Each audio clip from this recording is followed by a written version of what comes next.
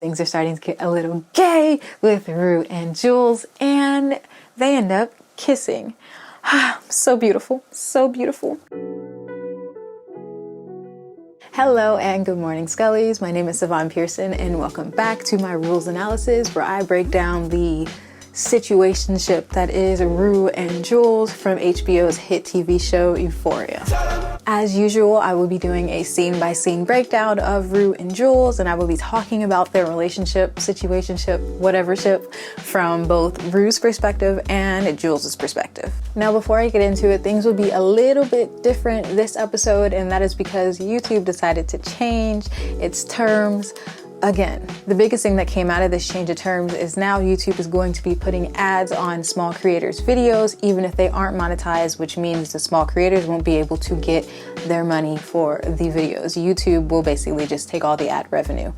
Me, on the other hand, I am very happy to say I am monetized, so it doesn't really affect me much. But the thing that's going to affect this series now is they really crack down on their copyright. And if you've been following the series, I like to use a lot of the scenes from the episodes just so that you guys can really see my examples, and I like to prove my points that way. Now, I don't really want to risk a copyright strike on my small channel, although I am monetized thanks to you guys. I don't want that getting taken away because I chose to continue to use clips from the show that are copyrighted. So essentially what I'm saying is you're going to be hearing more of my voice and my opinions, and to continue to tell the story, I will be including screenshots from the show. Hopefully that won't get me copywritten.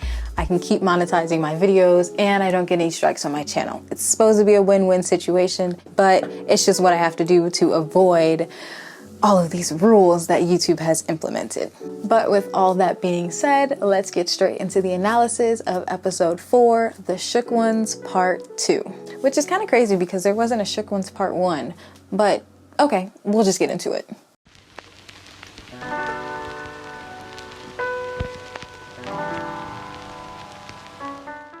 So much happens in this episode, including Jules finally gets to meet Tyler, her catfish, and Rue gets a lot more reality checks from our favorite character, Ali. So as I discussed before, Euphoria loves to give backstories on each character, and finally it is a time for Jules to shine. We really get her backstory, and I think a lot of it really explains her treatment towards Rue and her behavior and just her whole outlook on life in general. Now, Jules' backstory, much like every other backstory in Euphoria, isn't pretty.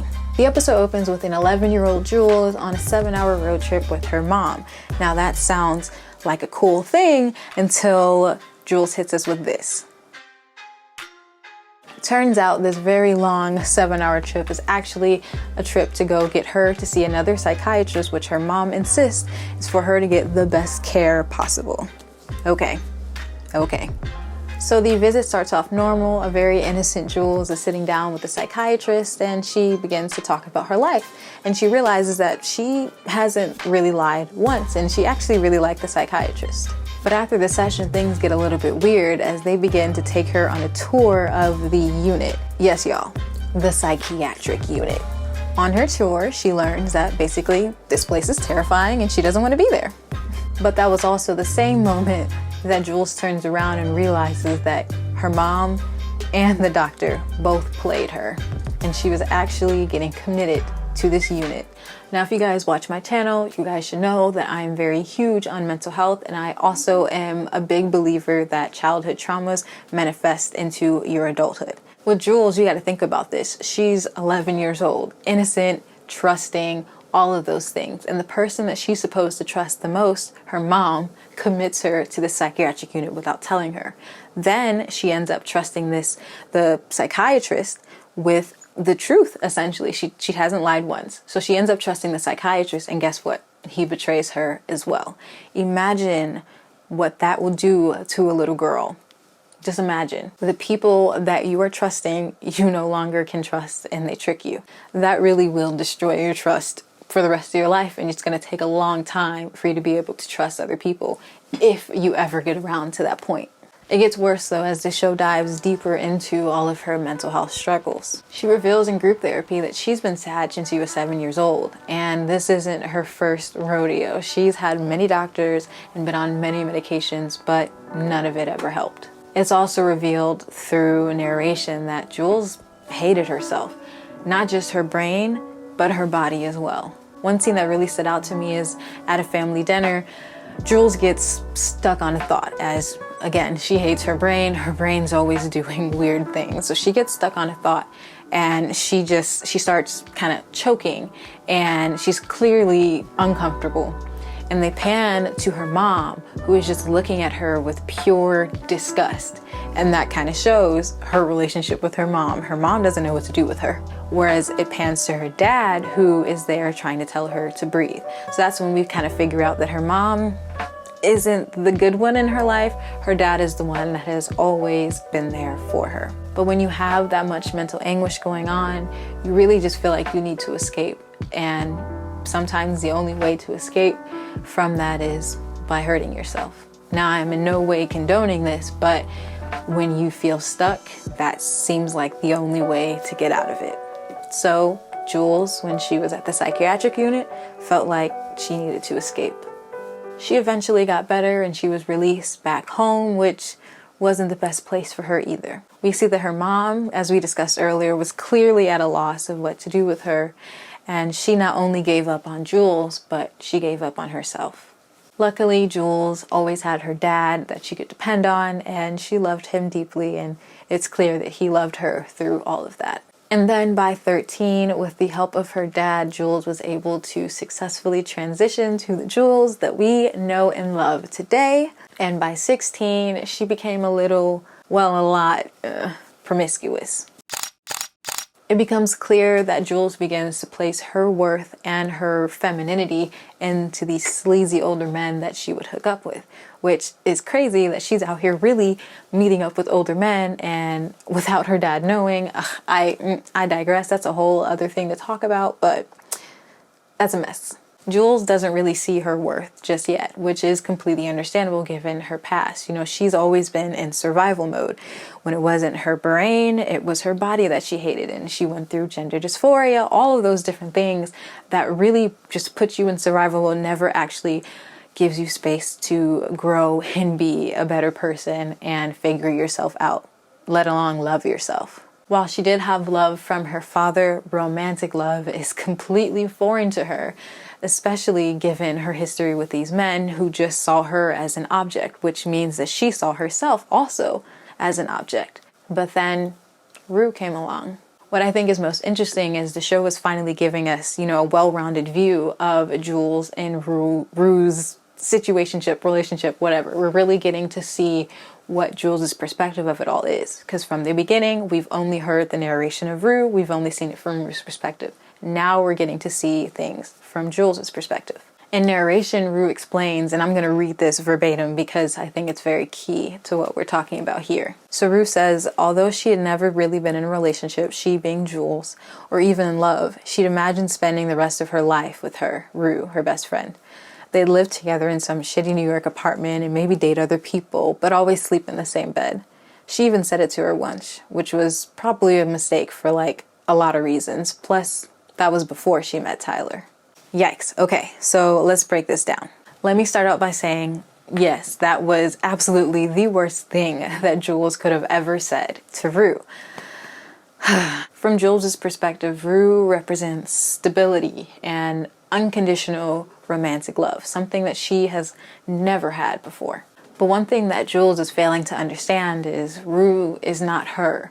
The way she has described this whole, we're going to sleep with other people, but live together and stay in the same bed, none of that sounds like Rue.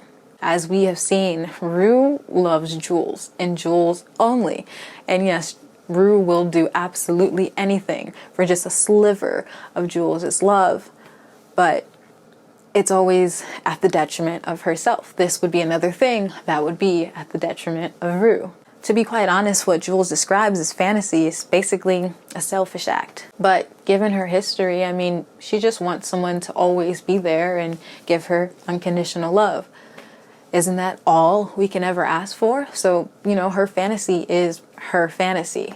But the fact that she told Rue that fantasy kind of messed it up, because she planted that seed in Rue's head that maybe there is a future here. But sadly, as Rue was given that false hope and she was clinging on to that, Jules had already moved on to another fantasy that didn't really include her at all. It actually included her new crush, Tyler. Now the girl was crushing so hard at Tyler that, you know, when you really like somebody, you start to stare into space and you just smile for no reason. Yeah, that was Jules. She was whipped. So while Jules is falling in love with Tyler, remember Rue had just hit her rock bottom and she ended up calling Ali last episode and basically asking if she can go get some pancakes. So here we are, we're at the diner, they're eating pancakes. And Rue is just going on this long rant about how life is meaningless, nothing is worth it, blah, blah, blah. And Ali just hits her with a, I don't give a shit. I don't give a shit. Why are we here? What do you want from me? And Ali to me is basically the best person in Rue's life right now. And I stand by that. And that is because he's the only person that is truly, truly honest with her the way she really needs it right now. Jules got her own stuff going on. Ali, though, is really that one person that's there that is honest with her. So if you remember last episode, Rue had kissed Jules. She thought she made this huge mistake. Then she went to Fez's house and she ran out of pills and Fez wouldn't give her anything. So she's at this rock bottom. So she's explaining all of this to Ali, basically talking about how she just imploded and messed up her entire relationship with Jules. And that's really all she's talking about with him. Now, you know, Ali is always there to hit Rue with the truth. And he explains to her basically what I've been explaining this entire time. How her obsession with Jules highly resembles her obsession with drugs. So yeah, now Rue knows. What she does with that information, we'll just see. It is now the night of the carnival, the best part of the entire show, not going to lie. If you haven't seen the show yet, you really need to watch at least this episode because it's shot beautifully. Okay, I will always gas up this show. Oh my God. Now remember, the girls, Rue and Jules, have not spoken since that very awkward moment where Rue kissed Jules. So Jules ends up going to the carnival with Kat, while Rue goes with her sister Gia and her ex-best friend Lexi. Now real quick, I'm not gonna really hit on this much in this series, but if you want me to make a separate video talking about Rue and Lexi, I will. It'll only be one video though, because there's not really much to talk about. I'm gonna say it. I'm not a Rexy fan, not at all. This idea of shipping Rue and Lexi, no, Rue needs to be on her own, and that's just it, period. The way that Rue treated Lexi this whole time, what makes you think that she needs to be in a relationship with her? Do you think Lexi deserves that type of treatment? I mean, if you think about it, really the only person that Rue treats nicely or you know, treats with compassion really in this show is Jules. Why would you think that Lexi would need to sit up and put up with that from Rue? Now look, I love me some Rue, but the girl is toxic right now. Why would you throw her in another relationship? So all y'all Rexy fans out there, yes, I know it is very clear that Lexi likes her. It's very, very clear, especially from this next scene that I'm going to talk about. However, stop shipping them. No, they're not meant to be together. And if Euphoria, you know, takes a turn and shows us a budding love there, okay, I'm gonna deal with it.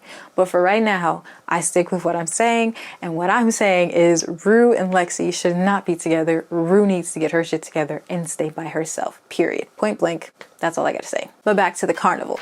Essentially, the two, Rue and Jules, are walking with their groups of people and they spot each other, make eye contact. Jules, she immediately smiles, lights up, and she starts running to Rue. And Rue's just like, oh, okay, we're good. And so basically they hug each other and they just make an agreement to that they'll never ever talk about what happened again. Jules asks her, are you mad at me? And Rue's like, no, of course not. And Rue asks, are you mad at me? And you could see that she's visibly relaxed after Jules says, no, I'm not mad at you. So, of course, Rue, what does she do? Goes back to Jules. Despite what Ali is telling her, she goes back to Jules because, again, it's an obsession, it's an addiction, just like her addiction to drugs. Now on the side, you see that Gia, Rue's little sister, is telling Lexi, like, look, do you see this? It's clear that Rue is in love with Jules. And Lexi, you could tell she's a little visibly upset by it. Yes, because Lexi clearly likes her.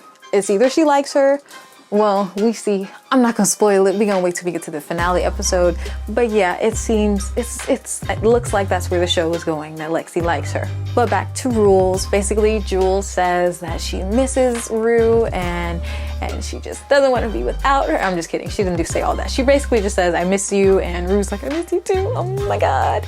And they decide to go on their merry way without discussing the situation because avoiding it solves it, right? But we'll revisit this at the end of the episode. So later on during the carnival, Rue and Jules spot the guy that Jules slept with on episode 1 at the motel. And Rue hits her with the, him? It was him that you slept with? Do you know who that is? And Jules is like, no, who is that? And Rue lets her know this is the first time that Jules is figuring out that the guy is actually Nate Jacobs' dad. Who? We knew that, but Jules didn't know that. And Jules is like, nah, not him. Yes. And Rue's like, it's him. And Rue doesn't believe Jules when she says that's the guy she slept with. She's like, nah, you're full of shit. You're full of shit. And so Jules is like, bet, try me. So she walks up to their counter, basically where they're serving chili. And as soon as Cal, Nate's dad, sees Jules, he drops the chili, stops in his place. And that's when Rue realizes, oh shit, this is the guy. And as that's happening, Jules looks back at Rue for confirmation, but then Cal looks at Rue. So basically now he knows that Jules knows and Rue knows that, hey, he slept with an underage girl. A mess. But the messiest part about the entire situation is Nate sees his dad's reaction to what happened with Jules. Oh, so does Nate know? That's a question that will be answered at the end of the episode. Now, I told y'all a lot of stuff goes down this episode. It's a mess. It's crazy. And the whole thing is so like fast paced. And so you're just like, oh my God. Oh, another thing. So the next thing that happens is Rue's little sister, Gia, basically ends up missing. Now, no, this isn't like some huge plot point. She really just isn't answering her phone and her mom wants Rue and Gia home by 10 o'clock that night. So Rue's like, ah, shit, we gotta find Gia. And so Rue and Jules ends up splitting up in search of Gia, Rue's little sister. Now this part I just want to include because it has nothing to do with Rue and Jules, but it gives Rue a little taste of her own medicine. So basically Rue ends up finding Gia, and Gia is high as hell. She's smoking weed with all the dudes from her school. And Rue is just like, you gotta go. Rue basically plays mom. And the dudes are like, who do you think you are? Didn't you just get out of rehab? Blah, blah, blah. Like, oh, that ain't mean that you could be a little bitch or whatever. Like, basically coming for Rue. And Gia's just like, oh, dang. But the thing that really sucker punches both of them is one of the dudes basically says, oh, didn't you overdose or something? Like something alluding to an insult to her overdosing. And that right there woke Gia and Rue up. And Rue's like, let's go, we gotta go. And I just think it's kind of important to note that like Rue is really starting to see kind of how she may be perceived.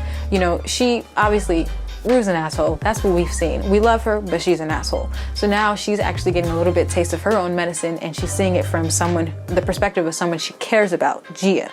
So I think it kind of shook her a little bit, and I think that's also going to be an integral part. So after Rue finds Gia, she ends up texting Jules to let her know, which Jules, she wasn't even looking for Gia. Like when she texts Rue, or when Rue texts Jules, Jules was just chilling, sitting down somewhere in a corner. And I'm just like, okay. But as she's sitting down, we notice that a figure is walking up to Jules, and guess who it is? None other than Cal Jacobs, Nate Jacobs' father.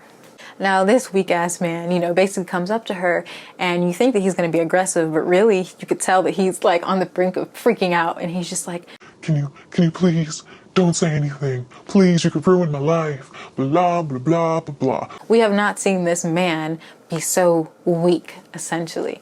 And Jules, she has not a malicious bone in her body. She's truly, no matter what she's doing to Rue, she truly has good intentions.